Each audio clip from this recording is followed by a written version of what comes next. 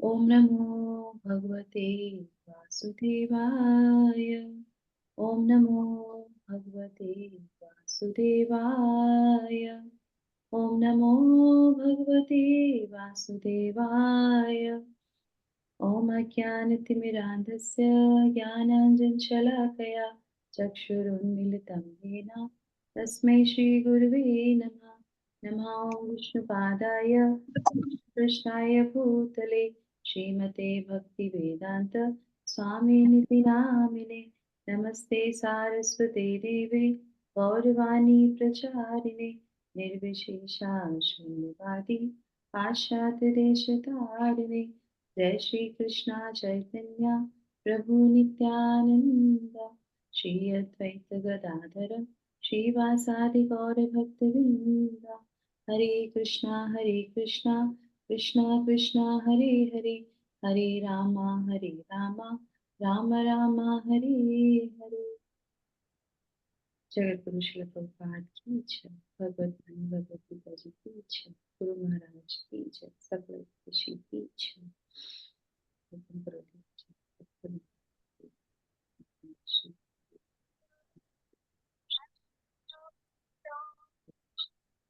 हरे कृष्णा। सभी लोगों को मेरा सादर प्रणाम। Thank you so much for joining morning Mangala Aarti japa session Ekadashi संकल्पा।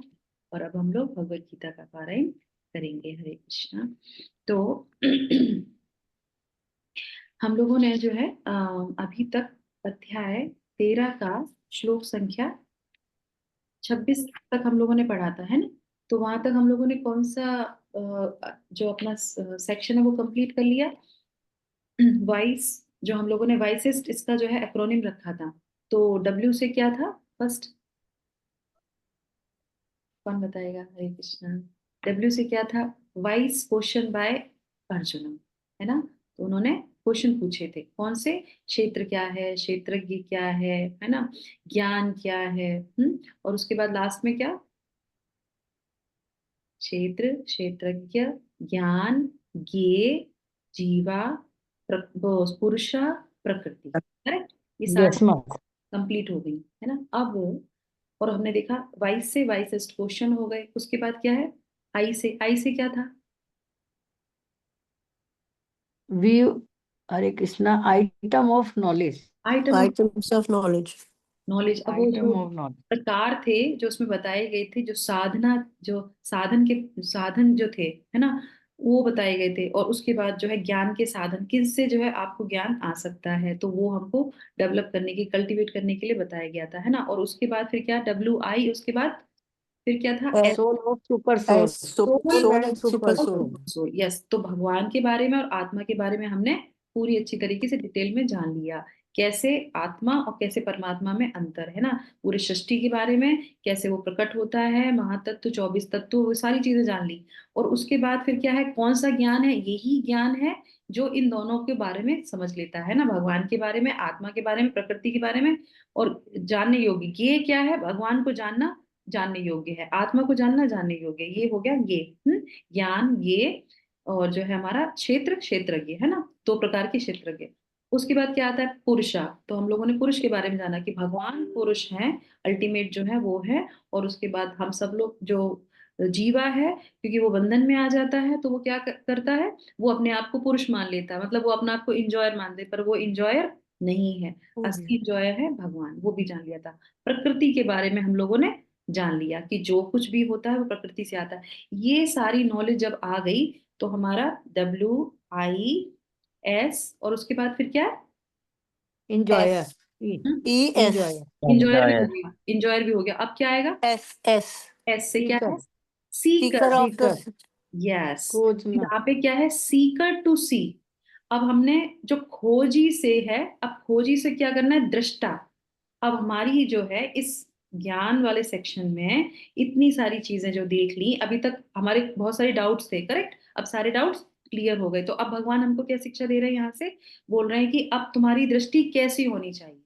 ये सब जानने के बाद हमारा दृष्टि परिवर्तन होना चाहिए। तो अब हमारा जो है सीकर, कैसे हम लोग जो है खोजी से जो है दृष्टा, कौन सी दृष्टि हमारी होनी चाहिए, कैसे हमको ये तीनों चीजों के समावेश को हर समय देखना चाहिए, हर जगह देखना चाहिए। तो ये हमें भगवान कुछ श्लोकों में बताएंगे। तो कौन से कहाँ तक के श्लोक हैं? 27 से लेके 29 तक। 29 तक, 29 तक। चलिए तो हम लोग शुरू करते हैं 27। तो ये सेक्शन हमारा नया शुरू हो रहा है ऐसे, है ना। यस, तो श्लोका पढ़ेंगे। यावत् संजायते किंचिन यावत् यावत् सञ्जायते संजायते किञ्चिन् किञ्चित् सत्त्वं स्थावर जंगमम सत्त्वं स्थावरजङ्गमम् क्षेत्र क्षेत्रज्ञ संयोगात् क्षेत्रक्षेत्रज्ञसंयोगात् तद्विद्धि भरतवर्षभ ऋषभ। तद्विद्धि भरतर्षभ। थैंक यू माता जी। तो यहाँ पे क्या बोल रहे हैं? हे भरतवंशियों में श्रेष्ठ अर्जुन, यह जान लो कि चर तथा अचर जो भी तुम्हें अस्तित्व में दिख रहा है वह कर्म क्षेत्र तथा क्षेत्र के ज्ञाता का संयोग मात्र है। तो पिछले में जितनी भी डिटेल में जो चीज समझाई थी, अब वो कोड में इस चीज को बोल रहे हैं, है ना। अभी समझ में आ गया कि कर्म क्षेत्र क्या है, वही क्षेत्र जो हमें मिला था, और तथा क्षेत्र के ज्ञाता यानी कि क्षेत्रज्ञ का संयोग हो गया ना। क्षेत्रज्ञ को क्षेत्र मिलता है, उसी में ही सारी चीजें उसको मिलती हैं। इस दृष्टि से किसको देखना है? यह जान लो कि चर और अचर, स्थावर और जंगम, जिसको श्लोक में क्या बोल रहे हैं? स्थावर जंगम। आप ट्रांसलेशन में देख लीजिए इसको। स्थावर मतलब अचर, जंगम मतलब चर। स्थावर और जंगम, चर और अचर जो है उसके संयोग मात्र से है ऐसे। और यहाँ पे क्या बोल रहे हैं? जो भी तुम्हें अस्तित्व में दिख रहा है, जो भी अस्तित्व में हमें दिखता है, सब जो भी जड़ वस्तु है, जो भी चेतन वस्तु है, सब कुछ जो है इस क्षेत्र क्षेत्रज्ञ के संयोग से ही आता है। ठीक है, और कौन देता है इसको? इसको भगवान देते हैं। ठीक है, अब हम पढ़ेंगे तात्पर्य श्रील प्रभुपाद का। यस, यस माता जी। जगत गुरु श्रील प्रभुपाद की जय। इस श्लोक में ब्रह्मांड की सृष्टि के भी पूर्व से अस्तित्व में रहने वाली प्रकृति तथा जीव दोनों की व्याख्या की गई है। जो कुछ भी उत्पन्न किया जाता है वह जीव तथा प्रकृति का संयोग मात्र होता है। वृक्ष, पर्वत आदि ऐसी अनेक अभिव्यक्तियां हैं जो गतिशील नहीं है। इनके साथ ही ऐसी अनेक वस्तु हैं जो गतिशील है, और ये सब भौतिक प्रकृति तथा परा प्रकृति अर्थात जीव के संयोग मात्र से है।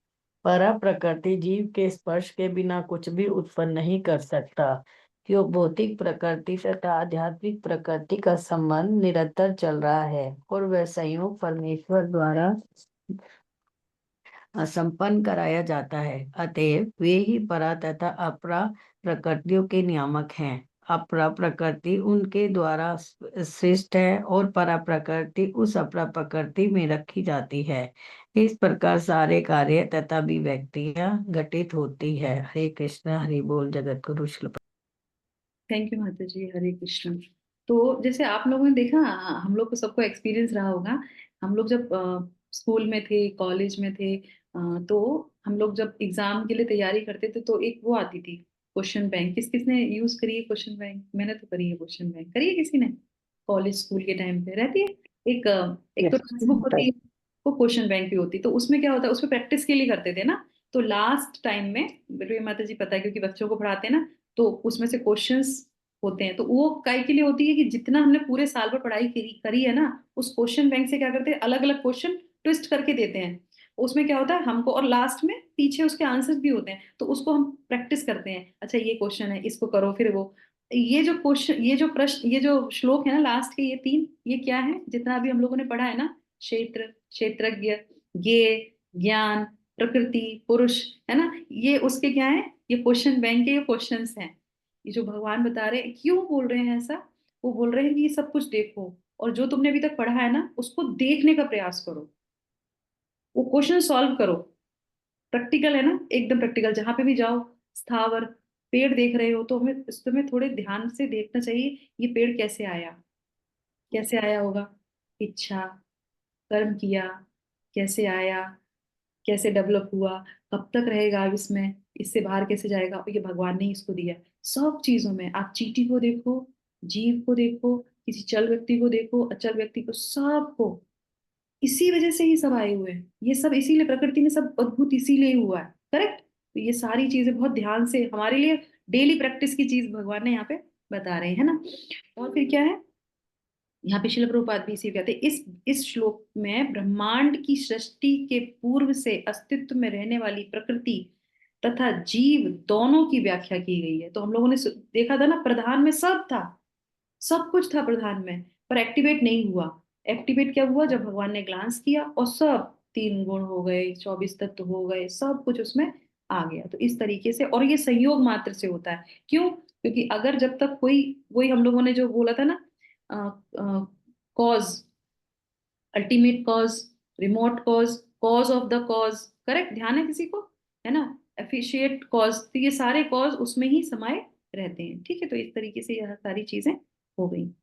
अब इसमें है, भौतिक प्रकृति तथा आध्यात्मिक प्रकृति का संबंध निरंतर चलता रहा है और यह संयोग परमेश्वर द्वारा संपन्न कराया जाता है। और लास्ट में प्रभु श्रील प्रभुपाद क्या बोल रहे हैं, और परा प्रकृति उस अपरा प्रकृति में रखी जाती है। ये है आज का प्रश्न, बताइए इसका क्या मतलब है। अभी तक हमने जो भी पढ़ा था, तो वो अगर हमें अच्छे से क्लियर हो गया होगा तो हम समझ जाएंगे।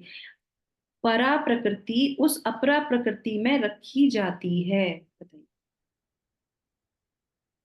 क्या है इसका मतलब। इस प्रकार सारे कार्य तथा अभिव्यक्तियां घटित होती हैं। मुझे जितना समझ में आता है, अपरा प्रकृति मीन्स जो चीज जगत जैसे है ना, वो जो ये तो भौतिक जगत है। अपरा प्रकृति जो चीज जगत, भगवान का जो धाम है, उसमें ही सब स्थित रहते हैं, मुझे लगता है ऐसे। हम भगवान की दो शक्तियां, परा शक्ति अपरा शक्ति, ये उसी की बात की जा रही है। अपरा शक्ति में ही पराशक्ति रहता है, इसका हाँ। मतलब है उसमें रहता है, इसके हम्म। साथ ही रहता है। हम्म। फिर जब परा प्रकृति, हम भी प्रकृति ही हैं, हमको पुरुष, हम अपने आप को पुरुष मानते हैं, करेक्ट, हम भगवान की शक्ति हैं, हम भी जो है एक तरह से देखा, क्यों, क्योंकि हम भी उसी में आ गए ना, भगवान के द्वारा बनाए गए। तो सब, सिर्फ पुरुष एक ही है, बाकी सब लेडीज हैं। हम लोग पढ़ते हैं ना ये, तो वो भी यहीं पे बोला जा रहा है। अब ये क्या है, परा, अब हमारी स्थिति थोड़ी सी ऊपर की है, क्योंकि हम भगवान से कनेक्टेड हैं, भगवान के पार्ट एंड पार्सल है, ठीक है, सत्यचित्त आनंद से हैं। पर क्या होता है कि परा प्रकृति उस अपरा प्रकृति में रख दी जाती है। अपनी डिजायर की वजह से हम किस में आ जाते हैं, अपरा प्रकृति में रख दिए सब जाते प्रकृति में आ जाते हैं। हैं हमें जी। अपरा प्रकृति में रखने की, हम है ही नहीं इस जगत के। अभी तो वही तो शुरू में पढ़ा था, हम इस जगत के नहीं है, हमारा शरीर हमारा नहीं है, हमने शरीर को नहीं बनाया, हमने कुछ भी नहीं बनाया। पर एक इच्छा मात्र से क्या होता है, इच्छा करते हैं, भगवान से द्वेष कर लेते हैं, अलग हो जाते हैं, और फिर हमको उठा के किस में पटक दिया जाता है, अपरा प्रकृति। अपरा प्रकृति। जबकि अपरा प्रकृति से थोड़ा सा हम श्रेष्ठ है, करेक्ट, नहीं, जीव प्रकृति से ऊपर है कि नहीं है।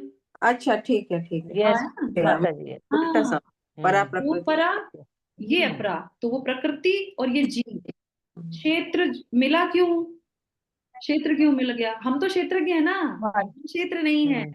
पर हमको फील्ड दे दिया गया। अब उस मैं फील्ड में मैं सारी, मैंने गलत अब हाँ, माइंड में था, परा को वो मुझको पूरा भी समझ लग में। रहा था। हाँ। क्वेश्चन बैंक है ना, अभी तो और आएंगे हाँ। क्वेश्चन। ठीक है, तो ये अभी क्लियर हो गया कॉन्सेप्ट। ये चीज यहाँ पे, क्योंकि ये ज्ञान सेक्शन है, तो ऐसे शब्द यूज होते हैं, क्योंकि हमारे जो आचार्य हैं, जो सब लोग टीका भी ऐसे ही लिखते हैं उसमें। ठीक है, तो ये हो गया हमारा कार्य, और इसी वजह से क्या बोल रहे हैं यार, इसी प्रकार सारे कार्य और अभिव्यक्तियां घटित होती हैं, इसी वजह से सारी चीजें घटित होती हैं। अब आ जाते हैं यहाँ पे सेकंड, हम तीनों श्लोक ले लेते हैं आज, 28वां और 29वां। तुम्हारा ये सेक्शन पूरा, हमें देखने की जो दृष्टि है वो चेंज होनी है। यस, समम सर्वेषु भूतेषु समं सर्वेषु भूतेषु तिष्ठतं परमेश्वरं तिष्ठन्तं परमेश्वरं विनश्यस्तु विनश्यतस्तु अविनश्यन्तम् अवि विनश्यस्तु अविन अविनश्यन्तं विनश्यत्सु अविनश्यतम् विनश्यस्तु अविनश्यन्तं यः पश्यति सः पश्यति। यः पश्यति स पश्यति। थैंक यू माता जी। तो यहाँ पे है, जो परमात्मा को समस्त शरीरों में आत्मा के साथ देखता है, और जो यह समझता है कि यह नश्वर शरीर के भीतर ना तो आत्मा ना ही परमात्मा कभी भी विनष्ट होता है, वही वास्तव में देखता है। तो पहले में बताया सारी सृष्टि को जो चर है अचर है जो भी कुछ है वो संयोग मात्र से होता है, पहला दृष्टि। तो ये हमें हमेशा देखना चाहिए, इच्छा करी संयोग हुआ इसीलिए ये बार बार सब कुछ आ गया है ना। अब दूसरा दृष्टि क्या है यहाँ पे, इसमें बता रहे हैं जो परमात्मा को समस्त शरीरों में आत्मा के साथ देखता है ना। शिला प्रभुपाद कहते हैं ना कि सबको भगवान का समझो, है ना, और सब भगवान के हैं, हम भगवान के हैं और सब में भगवान है, ये जो है दृष्टि।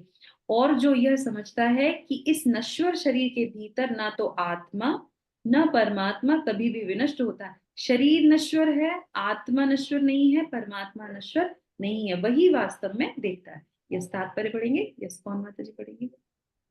तात्पर्य शिला प्रभुपाद की जय। बस कि माता जी जो तात्पर्य पढ़ लीजिए, आपने श्लोक पढ़ा था ना माता जी। यस हरे कृष्णा। हरे कृष्ण। अच्छा, पढ़िए। पढ़िए, कौन पढ़ रहा है? शिला प्रभुपाद की जो जय। जो व्यक्ति सत्संग से तीन वस्तुओं को, शरीर, शरीर का स्वामी या आत्मा तथा आत्मा के मित्र को एक साथ संयुक्त देखता है, वही सच्चा ज्ञानी है। जब तक आध्यात्मिक विषयों के वास्तविक ज्ञाता की संगति नहीं मिलती, तब तक कोई इन तीन वस्तुओं को नहीं देख सकता। जिन लोगों की ऐसी संगति नहीं होती, वे अज्ञानी हैं। वे केवल शरीर को देखते हैं और जब यह शरीर विनष्ट हो जाता है तो समझते हैं कि सब कुछ नष्ट हो गया। लेकिन वास्तविकता यह नहीं है। शरीर के विनष्ट होने पर आत्मा तथा परमात्मा का अस्तित्व बना रहता है और वे अनेक विविध चर तथा अचर रूपों में सदैव जाते रहते हैं। कभी कभी संस्कृत शब्द परमेश्वर का अनुवाद जीवात्मा के रूप में किया जाता है, क्योंकि आत्मा ही शरीर का स्वामी है और शरीर के विनाश होने पर वह अन्यत्र देहांतरण कर जाता है। इस तरह वह स्वामी है। लेकिन कुछ लोग इस परमेश्वर शब्द का अर्थ परमात्मा लेते हैं। प्रत्येक दशा में परमात्मा तथा आत्मा दोनों रह जाते हैं, वे विनष्ट नहीं होते। जो इस प्रकार देख सकता है, वही वास्तविक में देख सकता है कि क्या घटित हो रहा है। हरे कृष्णा। थैंक यू माता जी, हरे कृष्ण। तो देखिए सबसे पहले जो पहली लाइन है वो बहुत सुंदर है। यहाँ पे क्या बोल रहे हैं, जो व्यक्ति सत्संगति से तीन वस्तुएं, सत्संगति क्या है, सत्संगति क्या है? आप गुरु की संगत में रहना, गुरु की संगति में आत्मा रहना और और आत्मा परमात्मा के संबंध को आध्यात्मिक में रहना। माता जी यहाँ लिखा हुआ है शरीर, शरीर का स्वामी और आत्मा। ये तीन वस्तुओं को, अरे इसमें ये नहीं लिखा है, इसमें लिखा है जो व्यक्ति सत्संगति से मतलब उसकी संगति द्वारा, वो उनके द्वारा। तीनों चीजों को, वो अलग है ये अलग है।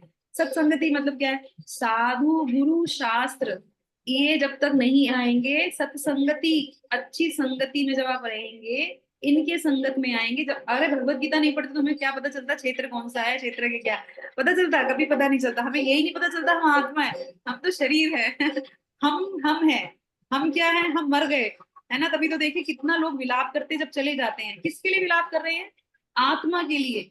अगर चलो मतलब आत्मा देखी किसी ने, आत्मा नहीं देखी फिर भी रो रहे हैं, समझ रहे हैं, फिर भी रोते हैं, शरीर के लिए रोते हैं। शरीर तो वही रहता है, शरीर तो वहीं पड़ा रहता है, फिर भी रोते रहते हैं, तो क्या है, इसलिए क्योंकि ज्ञान नहीं है। इसीलिए गुरु शास्त्र बार बार, अच्छा देखिए गुरु जो होते हैं वो आपको बताते हैं, है ना। अब इसी पे एक छोटा सा पॉइंट आ जाता है यहाँ पे, मेरे बैकग्राउंड से कुछ आवाज आ रही है क्या? यस माता जी, यस माता जी। बाहर ना वो गुरु ही निकल रहे हैं एक्चुअली। यहाँ पे साउथ में कल्चर है, परिक्रमा होती है चरण पादुका और उससे, तो वो पूरे उसमें परिक्रमा करते हैं और सब लोग घर से बाहर आके, ये हमारे नॉर्थ में कभी नहीं दिखेगा आपको, ये साउथ में बहुत अच्छा कल्चर है। तो हर घर के सामने लोग फ्रूट्स और फ्लावर दीपक लेके उनका वो करते हैं, पूजा करते हैं, उनका वेलकम करते हैं और वो ऐसे परिक्रमा करके सबको दर्शन देते हैं। तो यहाँ पे ये कल्चर है, तो ये हमारे यहाँ से ऐसे निकल के जा रहा है यहाँ पे। तो कितना सुंदर है कि जिसने भी गुरु नहीं बनाए, तो एक जो यहाँ पे जो संप्रदाय है तो उनके गुरु पादुका जो है निकल के ऐसे जाती, सब लोग उसको करते हैं। तो हम लोग अभी साधु गुरु की बात कर रहे हैं और पीछे से हमारे जो है जो गुरु है वो भी बता रहे हैं कि हम जो है कल्याण करते हैं, कितना सुंदर है। तो चलिए कोशिश करते हैं कि डिस्टरबेंस ना हो ज्यादा।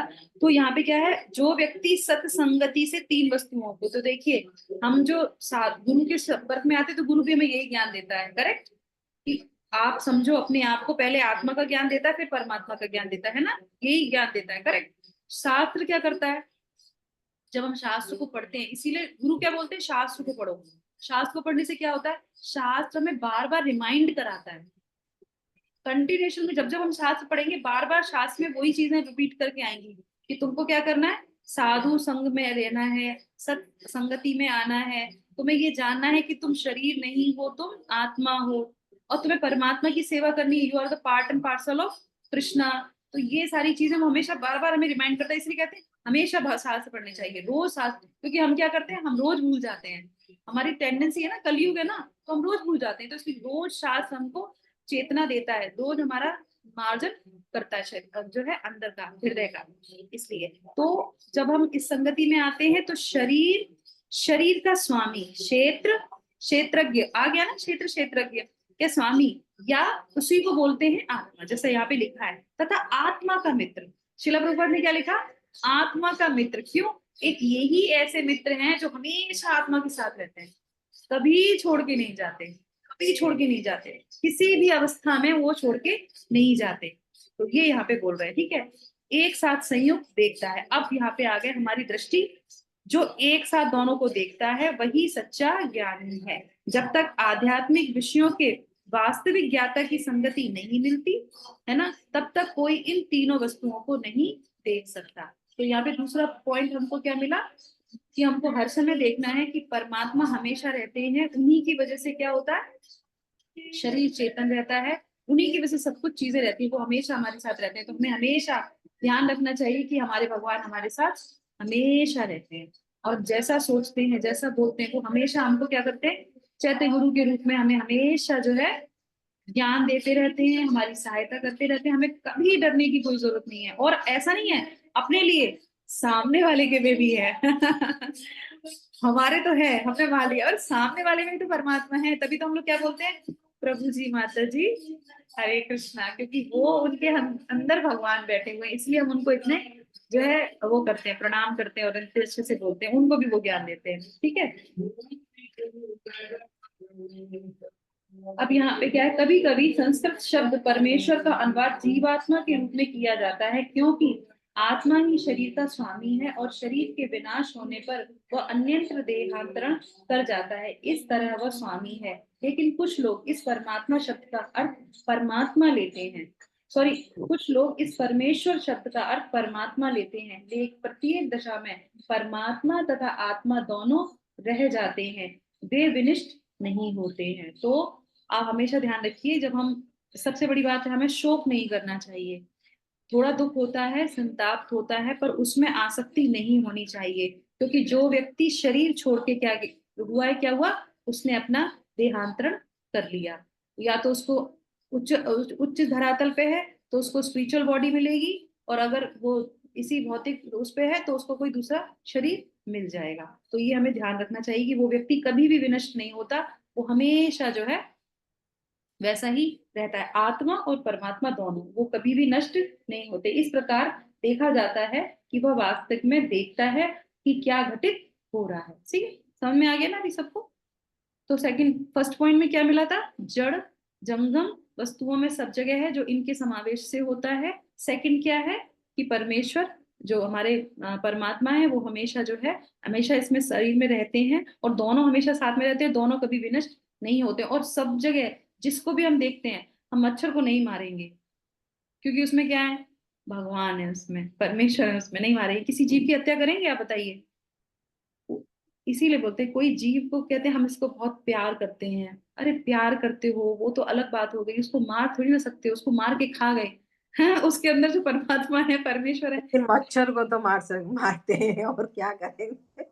नहीं, वही है कि ऐसा कभी कोई ऐसा, अभी कल की मैं आपको बताती हूँ, कल परसों की बात है ऐसे, हाँ, हम लोग प्रसादम ले रहे थे, और एक भौरा जो था मेरे बाहर मतलब कुछ आ जाते हैं, जब भी हम दरवाजा खोलते हैं तो वो आ जाता है, आया वो तो अरे अरे इसको, क्योंकि कभी काट सकता है ऐसे कुछ। मैं कहती नहीं आने दो, कोई बात नहीं, घूमने आया घूमने दो। और आप यकीन नहीं मानेंगे, हम उसको देख रहे थे, वो आया, पहले जगन्नाथ जी की तरफ गया, करेक्ट, जगन्नाथ जी की पिक्चर जो है उसको टच किया, ऑल्टर में नहीं, जो पिक्चर घर में लगी उसको टच किया, और उसके बाद सीधे शिला प्रभुपाद के फोटो को टच किया और उसके बाद सीधे बाहर निकल गया। हम लोग बोले अरे इसका उद्धार। उसने भगवान की शरण ली, और इसने फिर जो है गुरु की शरण ली, और फिर ये चला गया। कि वही है कि मतलब देखने का नजरिया हमारा चेंज हो जाता है जब हम ज्ञान सेक्शन को पढ़ते हैं, या जो चीज हम रिपीटेडली रोज भगवत गीता पढ़ते हैं, तो आप देखेंगे धीरे धीरे धीरे धीरे वो हमारे पर असर करने लगता है, प्रैक्टिस आने लगती है हमारे पर धीरे धीरे, है ना। अब ये लास्ट का और पढ़ लेते हैं, 29 श्लोक का, इसमें कौन सा बता रहे हैं देखने का नजरिया। यस। समम पश्यन् हि सर्वत्र समं पश्यन् हि सर्वत्र समावस्थितम् ईश्वरम् समवस्थितम् ईश्वरं न हिंस न हिंस्ति आत्माना न हिंस्त्यात्मानात्मानं तथा याति पराम गतिम। ततो याति परां गतिम्। थैंक यू सो मच माता जी। तो यहाँ पे क्या बोल रहे हैं, जो व्यक्ति परमात्मा को सर्वत्र तथा प्रत्येक जीव में समान रूप से वर्तमान देखता है, वह अपने मन के द्वारा अपने आप को भ्रष्ट नहीं करता, इस प्रकार वह दिव्य गंतव्य को प्राप्त करता है। ये आ गई यहाँ पे देखने में फल स्तुति, कि जब हम इस तरीके से देखेंगे, और वर्तमान में सबसे बड़ी बात क्या, अभी हर जगह हर एट प्रेजेंट हमको देखना है, उसको क्या मिलेगी, उसको भगवान का दिव्य धाम प्राप्त होगा। यस माता जी, पढ़ लीजिए तात्पर्य शिला प्रभुपाद के द्वारा। तात्पर्य जगत गुरु श्रील प्रभुपाद की जय। जीव अपना भौतिक अस्तित्व स्वीकार करने के कारण अपने आध्यात्मिक अस्तित्व से पृथक स्थित हो गया है, किंतु यदि वह यह समझता है कि परमेश्वर अपने परमात्मा स्वरूप में सर्वत्र स्थित है, अर्थात यदि वह भगवान की उपस्थिति प्रत्येक वस्तु में देखता है, तो वह विघटनकारी मानसिकता से अपने आप को नीचे नहीं गिराता, और इसलिए वह क्रमशः वैकुंठ लोक की ओर बढ़ता जाता है। सामान्यतया मन इंद्रिय तृप्तिकारी कार्यों में लीन रहता है, लेकिन जब वही मन परमात्मा की ओर उन्मुख होता है, तो मनुष्य आध्यात्मिक ज्ञान में आगे बढ़ जाता है। हरे कृष्णा, हरे बोल। यहाँ पे इसको हम विराम करेंगे। तो जीव अपना भौतिक अस्तित्व स्वीकार करने के कारण अपने आध्यात्मिक अस्तित्व से पृथक स्थिति हो गया है ना। तो वो अपने आप को क्या समझ रहा है, भौतिक अस्तित्व में समझ रहा है। तो ये शिला प्रभुपाद यहाँ पे हमको ज्ञान दे रहे हैं कि हम भौतिक नहीं है। हमने शुरू में पढ़ा था, हम भौतिक नहीं है, ये बात हमेशा एकदम, हम स्पिरिचुअल है, हमें स्पिरिचुअल चीजें करनी चाहिए। हम ये जो है जंगम और ऐसी चीजें नहीं है जिसकी वजह से हम इतने आसक्त रहते हैं। तो ये हमारे लिए बहुत इंपॉर्टेंट बात है। और फिर यहाँ पे क्या बोल रहे हैं, देखिए हम इस कुछ पॉइंट्स हैं जो मैंने यहाँ पे लिखे हुए हैं, इसमें ही है, इसी से लिया है। तो वो विघटनकारी मानसिकता से अपने आप को नीचे नहीं गिराता है। तो सबसे पहले हमें समझने की चीजें हैं यहाँ पे कि परमेश्वर जो है सभी के हृदय में रहते हैं, सामने वाले के भी और हमारे के भी, ठीक है। एक चीज हो गई है ना। दूसरी बात क्या है कि जो भी चीजें यहाँ पे हमें प्राप्त होती हैं वो भगवान के कारण होती हैं, और भगवान सैंक्शन करते हैं प्रकृति को, तो प्रकृति हमको पूरी करने के लिए देती है, पूरी करने के लिए देती है। उस प्रकृति से ही हम यहाँ से जा सकते हैं। तो हमें उसको जिस हिसाब से हम अभी यूज कर रहे हैं प्रकृति का, भौतिक जगत का, वैसे यूज नहीं करना है। हमको उसको प्लेटफॉर्म की तरह यूज करना है, जिससे कि हमारा एरोप्लेन वहां से लैंड हो सके। समझ रहे हैं, वहां पे हमें कर्म कर करके जो है फल, खेत जोत जोत के उसमें फल खाने की आवश्यकता नहीं है।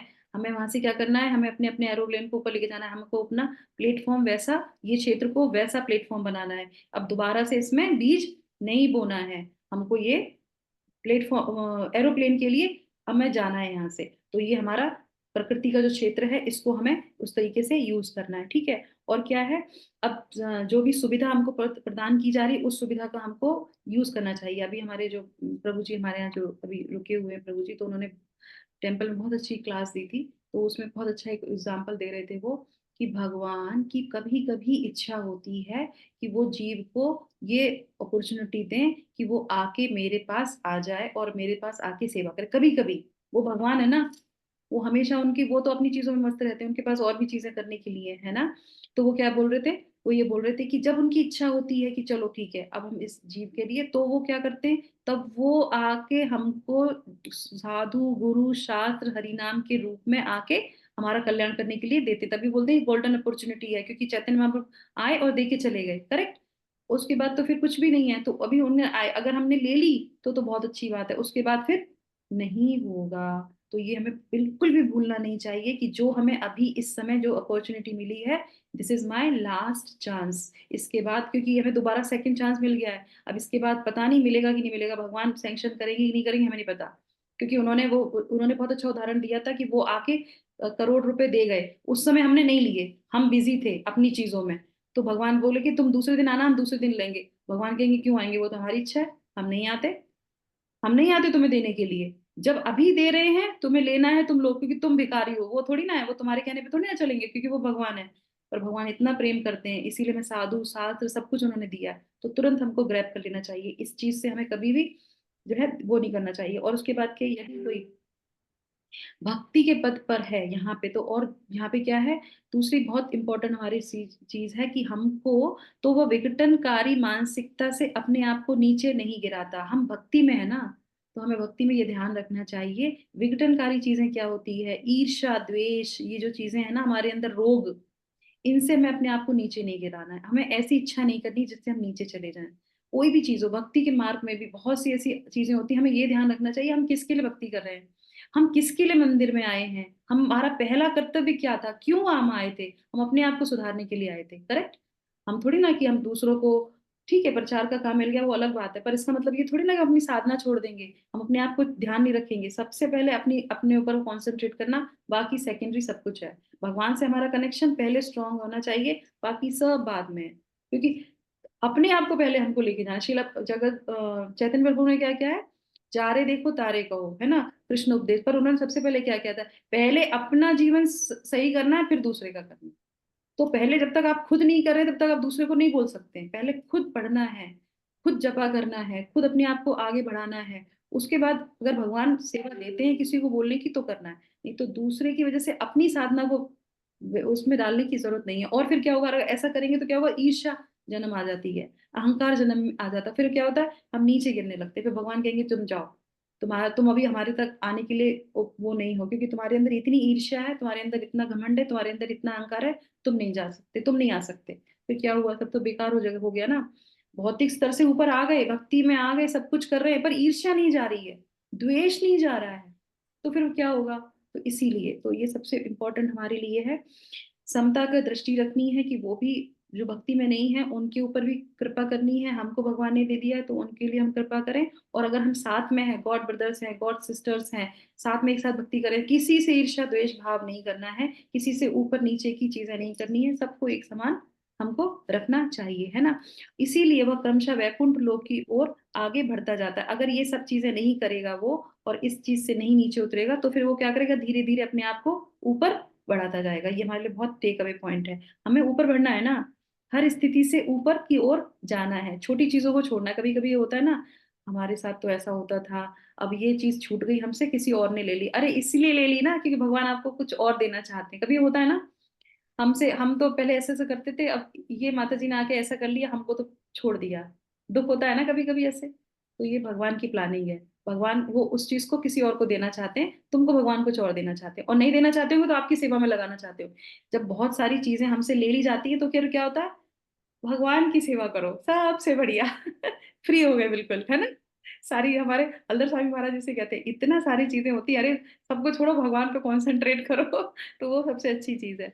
तो क्रमशः वैकुंठ लोक की ओर भागता जाता है। सामान्यतः मन इंद्रिय तृप्ति कार्य में लीन रहता है, इंद्रिय तृप्ति कार्यों में लीन रहता है, लेकिन जब वही मन परमात्मा की ओर उन्मुख रहता है तो मनुष्य आध्यात्मिक ज्ञान में आगे बढ़ जाता है। तो इसका श्रील प्रभुपाद का बहुत अच्छा उदाहरण है कि वो हर समय, हर जीव में, चाहे वो विदेशी हो देशी हो, किसी में भी, हर जीव में वो क्या देखते थे, he is a part and parcel of Krishna, है ना। और वो क्या करते थे, सबका उद्धार करने की प्रयास करते थे। पर इसका मतलब क्या था, वो खुद साधना नहीं करते थे, वो अपने खुद की भी साधना करते थे, बद्ध नहीं है वो, मुक्त होने के बाद भी अपने चरित्र से वो दिखाते थे।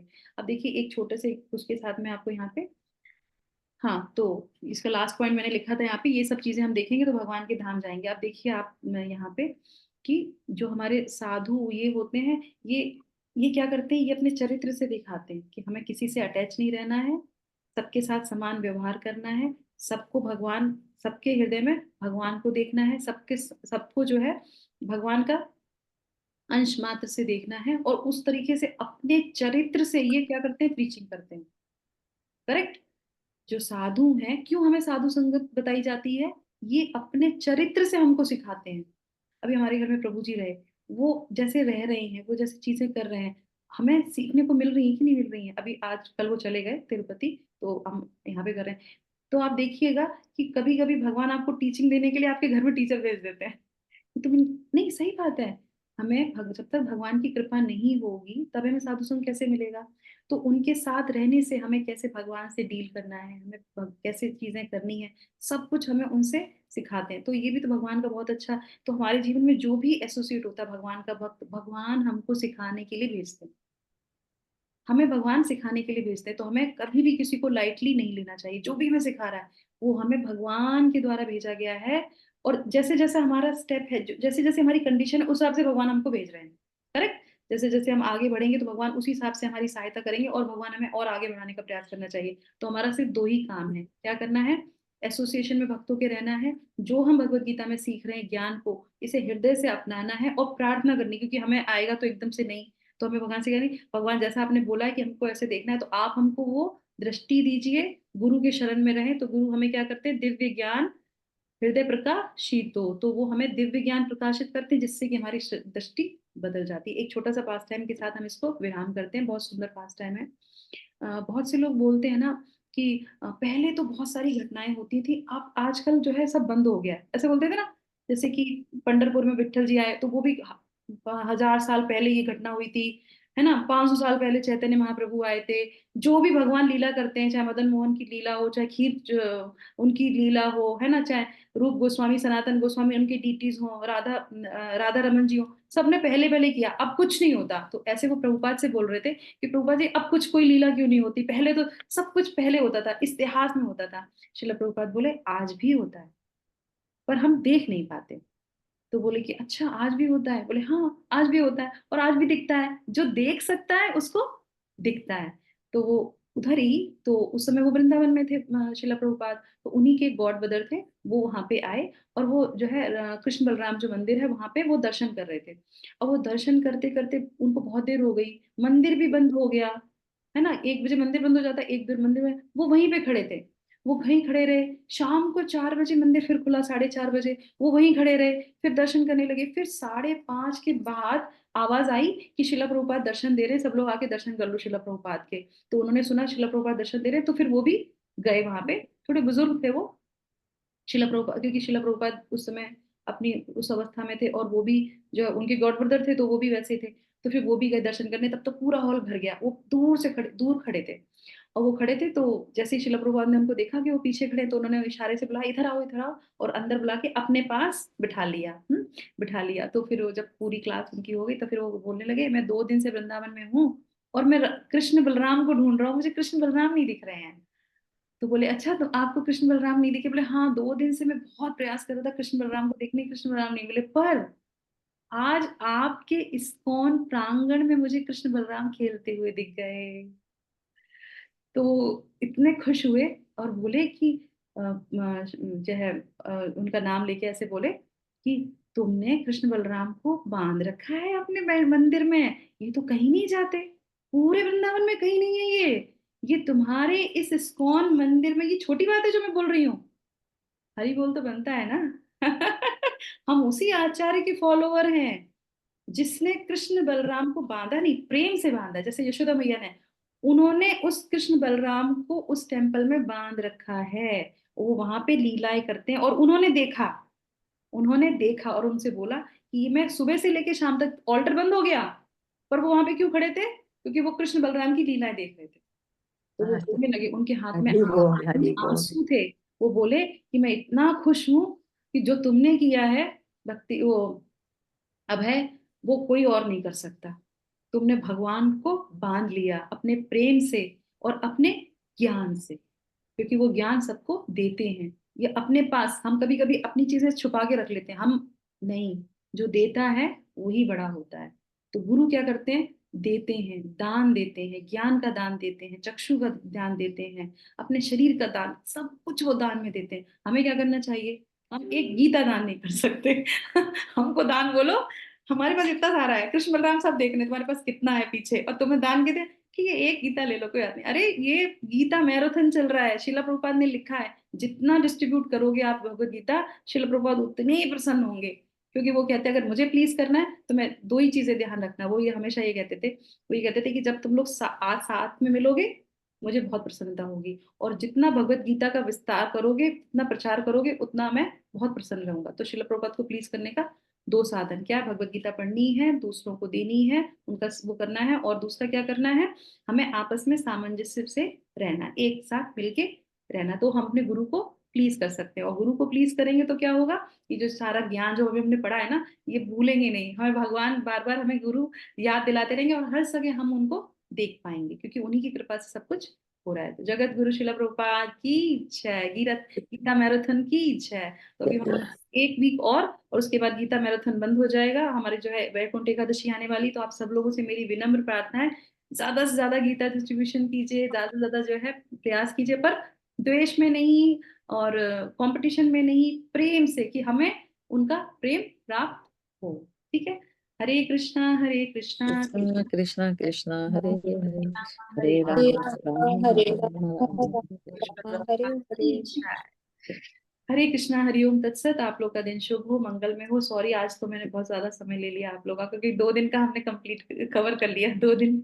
हाँ, कल हमारी क्लास नहीं थी तो आज हमारी ज्यादा हो गई, ठीक है कोई बात नहीं, एकादशी। हरे कृष्णा माता जी, जो यस। पीछे आपने बोला था ना, उस मेरे को थोड़ी सी कंफ्यूजन है हाँ। कि जैसे आपने बताया था कि जब कोई इंसान किसी को मारता है तो भगवान उसको सैंक्शन करते हैं, हाँ। खुद नहीं मारता। तो हम्म। फिर इसका दोषी इंसान हुआ कि क्या हुआ, ये मैं परमात्मा थोड़ी तो सी। नहीं हुए, परमात्मा तो नहीं हुए, भगवान तो दोषी नहीं हुए। क्यों, जैसे हम लोग उसमें क्या दिया था कि उसमें जो एफिशिएंट एक कॉज होता है और एक होता है कॉज ऑफ द कॉज।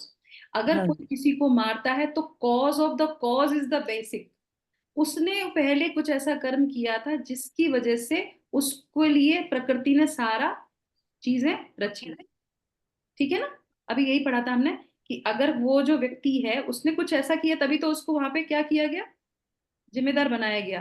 तो भगवान तो कुछ ना कुछ उसको तो पनिशमेंट देना है ना, तो किसी ना किसी को तो वो सैंक्शन करेंगे ना, समझ रहे हैं ना आप इस। मतलब यही से थोड़ी सी कंफ्यूजन है, जिसको कर्म तो मैंने गलत किया था तो मुझको उसकी सजा मिल रही थी, तो वो जिसने मुझे मारा फिर वो भी कैसे दोषी हो, क्योंकि मैं तो अपना कर्म भुगत रही थी। हाँ समझ में आ गया अभी आपको, आपने कर्म किया इसलिए आपको भुगतना पड़ा, उसने भी कुछ कर्म किया था इसलिए उसको इंटेंगल कर दिया गया उसमें। समझ रहे हैं, दो लोगों को जब लड़ाई होती है, वही दो लोग क्यों लड़ाई करते हैं, तीसरा क्यों नहीं था उसमें, क्योंकि वो दोनों के ही प्रारब्ध थे, एक पिटेगा और एक मारेगा, क्योंकि मारने के बाद भी फिर उसका भी कर्म लगेगा, करेक्ट। उसी को और सैंक्शन कर दिया। जिस तरीके से जब भगवान की सेवा के लिए भगवान किसी को सैंक्शन करते हैं तो हम क्या कहते हैं, इसी को क्यों सैंक्शन किया, अरे उसने कुछ किया होगा ना, तभी तो उसको भगवान ने वो सेवा सैंक्शन करी है ना। समझ रहे हैं कि नहीं समझ रहे हैं, जी वहां पे माता जी। सैंक्शन उस व्यक्ति को निमित्त मात्र बनाया है, यहाँ पे भी निमित्त मात्र बनाया है। तो कार्य जब दो तरीके से होते हैं, एक अच्छा कार्य होता है, एक बुरा कार्य होता है, तो एक में जो है कल्प्रिट होता है और एक में निमित्त मात्र होता है, दोनों में निमित्त मात्र होते हैं। तो अच्छे में भी निमित्त मात्र और बुरे में भी निमित्त मात्र, तो वो निमित्त बन गया, सही है ना। वो ही क्यों निमित्त बना, अरे वो क्यों, क्योंकि उसने भी कुछ ऐसे किए होंगे ना, इसीलिए भगवान ने उसको वहां पे भेजा। जैसे अच्छे में होता है निमित्र, वैसे बुरे में भी निमित्र बनते हैं। क्यों, जब ये कुरुक्षेत्र हुआ, कुरु वॉर हुआ, तो क्यों जो है पांडव के साथ जो है उनके ही भाई थे, कोई और क्यों नहीं था, क्यों थे, तो इसीलिए क्योंकि उन्होंने क्या किया था, उन्होंने जो है जब चिड़िया को मारा था उसके सारे वंश गए थे, करेक्ट। तो इसीलिए फिर उनकी सेना, उनके पूरे वंश को निमित्र बना दिया भगवान ने कि तुम इनके द्वारा मारे जाओगे, सही है ना। तो इस तरीके से होता है। तो हम यहाँ पे दोनों चीजें देख सकते हैं कि हम कहते हैं ना इसने हमें थप्पड़ मारा, अरे भैया कुछ इसका हमने बिगाड़ा होगा इसलिए इसने हमको गाली दे दी, इसने हमें कुछ किया होगा, करेक्ट। ये हो गया। और अगर बाई चांस कभी ऐसे होता ना कि हमने कुछ नहीं किया और उसने उसने कर दिया, तो अब उसने अपना बीज बो दिया। कल ही की बात थी, कल हम लोग जो है डीटी डिपार्टमेंट की क्लास थी वहां पे, तो उसमें प्रभु जी बता रहे थे कि अगर जैसे मान लीजिए आप कोई सेवा कर रहे हैं और किसी ने आपको जान के, देखिए भगवान तो सबके अंदर है, और जान के किसी ने आपकी सेवा ले ली, जान के ले ली, वो जान रहा है कि ये गलत किया मैंने और करने के बाद कर दिया, जस्ट कूल डाउन। क्यों? भगवान को आप कुछ कर रहे हैं और वो सेवा भगवान को पसंद है, और किसी ने आपको आके, कोई अब बड़ा है या कुछ भी है जिसके पास अथॉरिटी है, उसने आपसे छीन लिया, भगवान उसको दंड देंगे, तुमको कुछ करने की जरूरत नहीं है। हम यही सीख रहे हैं ना कि भगवान सब करता है, वो ही करने वाले हैं, जस्ट कूल डाउन। जिसने कर दिया, भगवान अपने आप उसको देखेंगे, भगवान उसको अपने आप लात मारेंगे।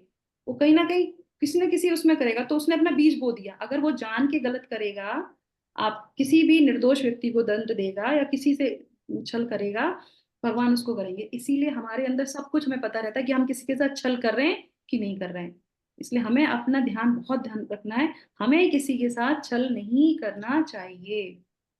जी कड़वा बोलना अच्छा है, छल करना बहुत खराब है। जी कड़वा बोलते हैं पर किसी के साथ छल नहीं करना चाहिए, भगवान बिल्कुल भी बर्दाश्त नहीं करते उसको। ठीक है माता जी, आई जी होप माता। ये क्लियर हो गया होगा हाँ ना। जी माता जी, क्लियर हो आपके गया। साथ साथ मुझे भी रिमाइंड आ गया ये सारी चीजें, तो कितना अच्छा है। देखिए, हरे कृष्ण, थैंक यू मैं सो दो मच। दिन से इसी बात पे विचार करी जा रही थी, तो फिर मैंने कहा चलो मैं पूछती हूँ। भगवत वाणी भगवत गीता जी की जय, जय एकादशी हरे की जय, हरे समस्त कृष्णा भक्तों माता की जी। जय। Hare Krishna, thank you so much, धन्यवाद, प्रणाम सबको, हरे कृष्णा।